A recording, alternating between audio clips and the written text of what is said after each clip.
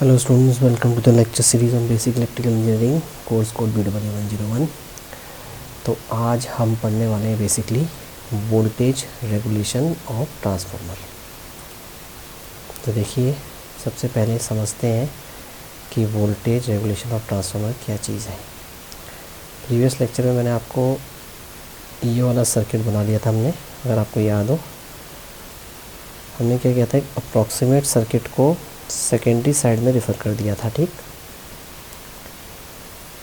और इस सर्किट में हम पहुंच गए थे जहां पे हमने कहा था कि ये E2 वोल्टेज है जो कि kV1 के बराबर है, जहां से I2 करंट है, RO2 रेजिस्टेंस है, XO2 रिएक्टेंस है, और ये हमारे पास लोड है, ठीक।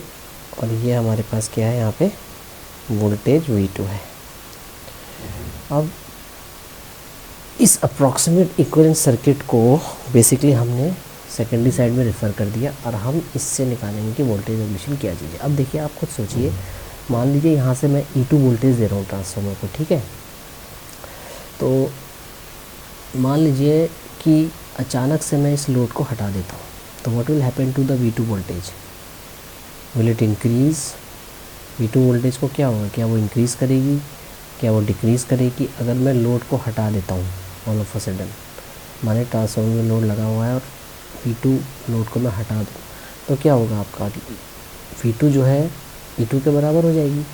इसका मतलब क्या हुआ कि वोल्टेज रेगुलेशन क्या है, जब हम लोड लगा रहे हैं, तो जो टर्मिनल वोल्टेज हमारे पास मिल रही है वो कितनी मिल रही है, E2 minus I2 into RO2 minus I2 into XO2 is equal to V2। यानी हम कह सकते हैं V2 जो है वो फेज़र सम है किसका, V2 is equal to basically nothing but E2 minus I2 RO2 minus I2 XO2। यानी अगर हमें V2 चाहिए तो हम E2 में से ये ड्रॉप्स को घटा रहे हैं, रेजिस्टेंस में जो भी ड्रॉप हो रहा है, रिएक्टेंस में जो भी ड्रॉप हो रहा है। इसका मतलब है जब हम लोड को हटा देंगे यानी I2 जीरो हो जाएगा। जब लोड हटेगा, when load is removed, what will happen, I2 will become zero. हमें कह सकते हैं V2 will be equal to how much, V2 यानी एट नो लोड, ये तो कह सकते हैं हम। तो वोल्टेज रेगुलेशन यहाँ पे क्या है, voltage regulation is nothing but, हमने कहा voltage regulation is equal to nothing but no load voltage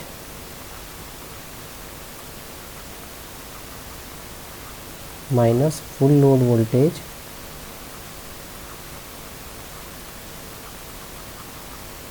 upon no load voltage.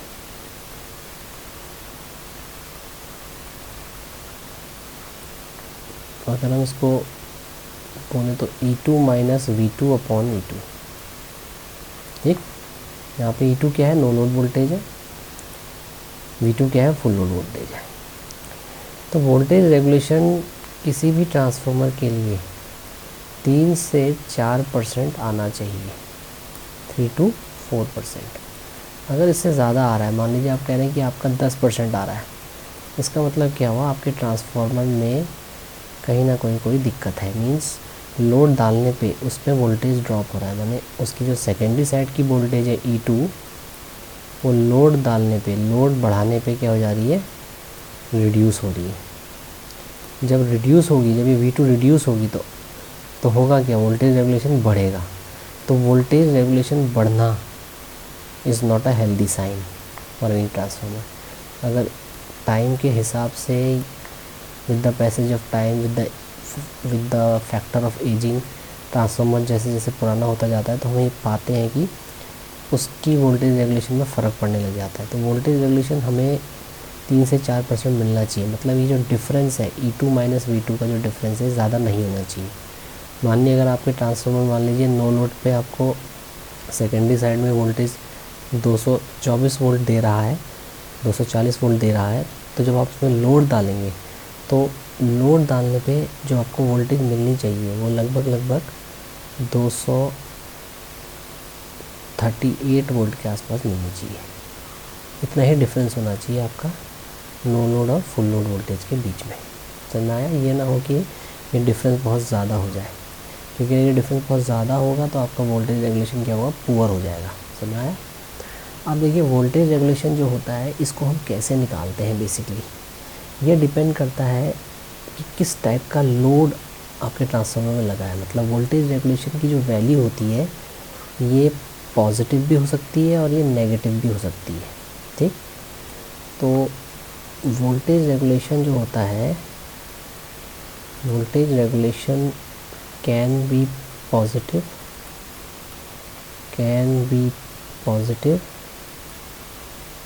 as well as negative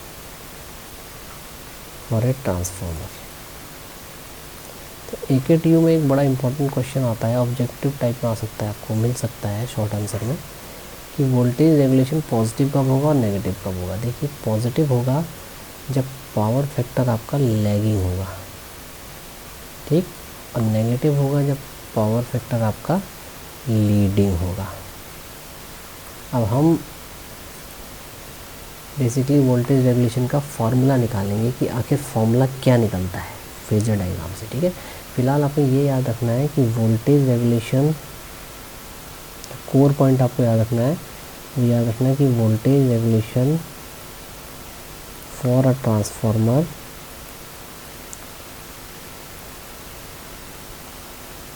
is positive होगा for lagging power factor load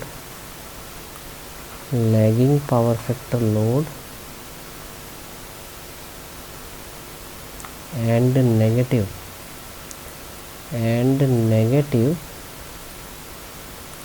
for leading power factor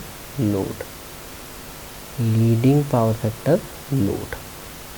ठीक है, ये point आपने याद रखना है। तो अब हम जो क्या करेंगे, फेजर डायग्राम से वोल्टेज रेगुलेशन का फॉर्मूला डिराइव करेंगे with the help of phasor diagram for basically lagging power factor load.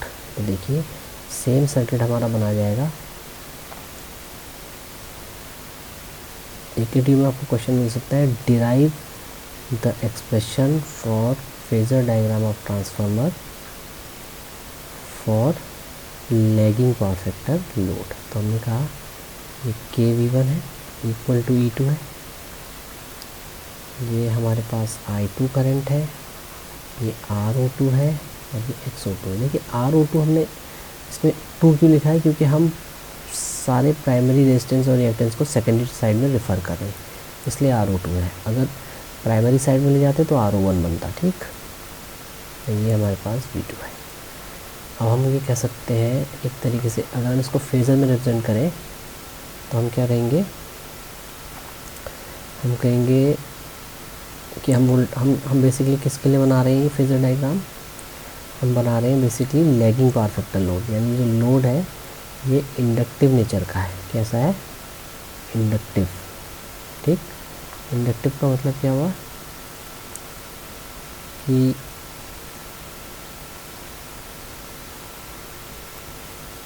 अगर ये हमारे पास लेट्स से V2 का फेज़र है, ठीक है, हमारे पास इक्वेशन क्या बना था, E2 is equal to V2 का फेज़र सम प्लस I2 RO2 का फेज़र सम प्लस I2 XO2 का फेज़र सम। तो लेट्स से हम ये कह रहे हैं कि इंडक्टिव लोड है, मतलब करंट वोल्टेज से पीछे है, तो हमने करंट का फेज़र ये बना लिया। ठीक, तो इसमें हम V2 फेज़र में क्या ऐड कर रहे हैं, देखिए V2 में क्या ऐड किया जा रहा है, I2 RO2 drop. I2 RO2 drop किसके पैरेलल होगा, I2 के, तो I2 RO2 ड्रॉप हमने ये लगा दिया। ठीक, I2 RO2 ड्रॉप ये लगा दिया, और I2 XO2 ड्रॉप कहाँ जाएगा, सिंपल ऊपर जाएगा, I2XO2 ड्रॉप यहाँ चले जाएगा, ठीक। और हम फेजर सम क्या रिप्रेजेंट कर रहे हैं, ये हमारे पास किसके बराबर है, E2 के बराबर, यही तो है, ठीक है। अब हमें वोल्टेज रेगुलेशन निकालना है, तो हम कह रहे हैं कि करंट वोल्टेज से लेट्स से 5 एंगल पीछे है, यानी जो लोड है इसका जो पावर फैक्टर है, पावर फैक्टर एंगल जो है वो 5 है, ठीक। अब थोड़ा सा इसमें हम कंस्ट्रक्शन करेंगे, देखिए इसको हम रख लेते हैं O, इसको रख लेते हैं A B C, यहाँ से एक परपेंडिकुलर लाइन खींचते हैं, यहाँ से इसको एक्सटेंड करते हैं, ठीक है 90 डिग्री, और यहाँ से एक परपेंडिकुलर इसमें खींच देते हैं, तो ये बन जाता है हमारा P पॉइंट, ये बन जाता है Q पॉइंट। इसको थोड़ा और आगे एक्सटेंड कर लें अगर, और इसको भी एक्सटेंड कर लें, let it meet at point T, तो हम कह सकते हैं PQBT इज़ अ रेक्टेंगल, ठीक, सब 90। अब देखिए जब मैं इस पर्टिकुलर फेज़र को, जो कि रिजल्टेंट फेज़र है, इस एक्स एक्सिस में प्रोजेक्ट कर रहा हूँ, ठीक, तो मैं कह सकता हूँ कि OC वेक्टर की जो लेंथ है वो किसके बराबर हो जाएगी, OP प्लस PQ के बराबर हो जाएगी, लिख सकता हूँ OP प्लस PQ। अब देखिए ये एंगल फाई है, तो ये एंगल भी फाई होगा, रीज़न बोथ आर पैरेलल, तो ये करस्पॉन्डिंग एंगल्स बराबर होंगे। अब OC की जगह मैं लिख सकता हूँ E2, OP को अगर मैं तोड़ूँ तो मैं लिख सकता हूँ OA plus AP plus PQ की जगह मैं BT लिख सकता हूँ, ठीक है, क्योंकि PQ और BT बराबर है लेंथ में, दिस इज रेक्टेंगल। अब देखिए OA की जगह मैंने लिख दिया V2, AP की जगह मैं लिख सकता हूँ I2RO2 cos फाई, क्योंकि हमें पता है कि cos phi is equal to AP upon I2RO2 है, भाई cos फाई क्या है, adjacent AP upon hypotenuse I2RO2, तो AP कितना हो जाएगा, I2RO2 cos फाई, यानी I2RO2 cos फाई। BT की जगह मैं क्या लिख सकता हूँ, देखिए अब ये एंगल फाई है, ये 90 है, ठीक है, तो ये एंगल भी 90 माइनस फाई होगा नहीं होगा, ये एंगल 90 माइनस फाई, अब ये 90 माइनस फाई होगा, तो आपका ये वाला एंगल क्या हो जाएगा, ये पूरा 90 है फाई, फिर ये 90, तो ये वाला एंगल भी 90 माइनस फाई, फिर ये भी 90 माइनस फाई वर्टिकली अपोजिट, ये 90, तो ये आपको कितना मिल गया, phi. 3 sides of a triangle equal to 180 करेंगे। अब यहाँ पे आप देखिए BT की जगह मैं लिख सकता हूँ I2XO2, देखिए ये जो पूरा ड्रॉप है BC, जो ड्रॉप है BC, ये किसके बराबर है, XO2 ड्रॉप के बराबर है ना, ये I2 इंटू XO2 ड्रॉप, यही तो है BC। तो BT में मैं लिख सकता हूँ साइन फाई, अगर मैं यहाँ से देखूँ साइन फाई, अगर मैं ट्रायंगल देखता हूँ CBT, तो साइन फाई कितना होगा, opposite BT upon hypotenuse BC, तो BT कितना हो जाएगा, BC साइन फाई, और BC की जगह मैं लिख सकता हूँ I2XO2, तो मेरे पास BT कितना हो जाएगा, I2XO2 साइन फाई। अब मैं E2 को माइनस V2 इधर ले लेता हूँ, तो मेरे को मिल जाएगा I2RO2 cos phi plus I2XO2 sine phi. दोनों को अगर मैं E2 से डिवाइड करता हूँ तो आपको मिलेगा E2 minus V2 upon E2 is equal to I2RO2 cos phi upon E2 plus I2 XO2 sine phi upon E2। तो मैं कह सकता हूँ एक तरीके से कि जो मेरा वोल्टेज रेगुलेशन है वो कितना आ गया,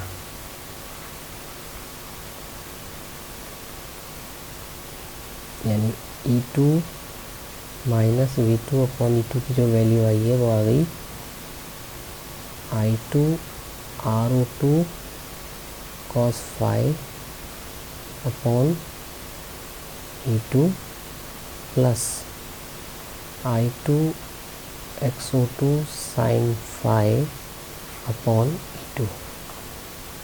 तो इसको मैं लिख सकता हूँ ER cos phi plus EX sine phi. ये हो गया basically for lagging power factor load. और अगर मैं कह रहा हूँ फॉर लीडिंग तो कितना हो जाएगा, ER cos फाई, सिर्फ यहाँ माइनस आ जाएगा, minus EX sine phi. This will be for leading power factor load. यानी लीडिंग पावर फैक्टर लोड का मतलब है कि मैंने कैपेसिटर लगाया हुआ है ट्रांसफार्मर की लोड पे जो मैंने लगाया वो कैपेसिटर लगाया, कैपेसिटिव लोड लगाया, समझ में आ गया। तो ये हमारे पास बहुत इंपॉर्टेंट फॉर्मूला आता है वोल्टेज रेगुलेशन का। इसको फेजर डायग्राम से डिराइव करना भी आ सकता है AKTU के अंदर, ठीक है। और 2 नंबर में पूछ सकता है क्वेश्चन कि वोल्टेज रेगुलेशन कब पॉजिटिव होता है और कब नेगेटिव होता है, कंडीशन पूछ सकता है, ठीक है। तो मिलते हैं फिर नेक्स्ट लेक्चर में। Happy learning. अगले लेक्चर में हम पढ़ेंगे बेसिकली एफिशिएंसी, एक और पैरामीटर निकालेंगे अप्रॉक्सीमेट ड्यून सर्किट से जिसको हम कहते हैं एफिशिएंसी, ठीक है। तो till then keep liking the channel. जय देवभूमि, जय उत्तराखंड।